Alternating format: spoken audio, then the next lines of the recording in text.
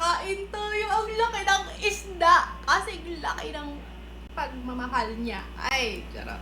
Yun yun guys. O, pinadala to ng mama ng boyfriend ko.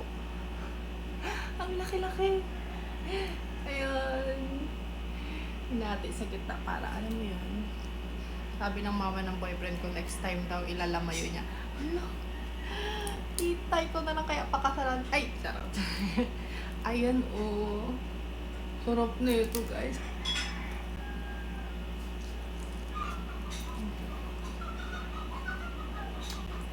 Sarap!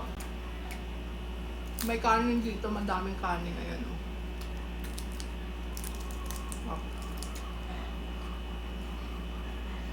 Sa mga gusto pala mag-order ng kimchi, lalagay ko sa comment kung saan namin na-order to. Ang sarap ng kimchi nila tapos affordable pa.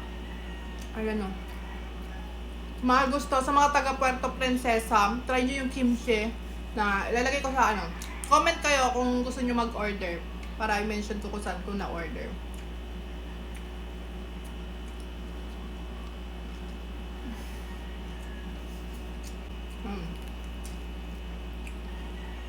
Ayun ang masarap. Ingat. Laki-laki oh. Perfect kaayo.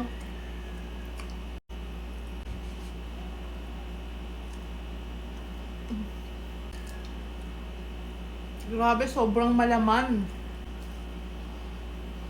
Ang ingat. Umuusok-usok pa.